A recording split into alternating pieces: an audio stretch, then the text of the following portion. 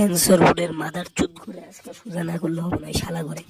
আজকে 11টায় ঢাকায় sensor certification বোর্ডে বিশাল আন্দোলন হবে।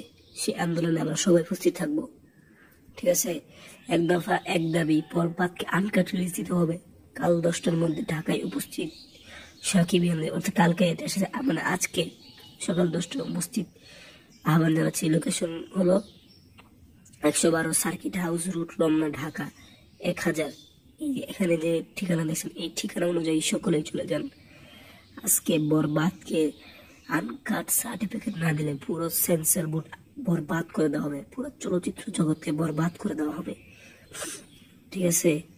থ্যাংক ইউ পুরো ভিডিওটি দেখার জন্য। আজকের ভিডিওটি এ পর্যন্তই, ধন্যবাদ।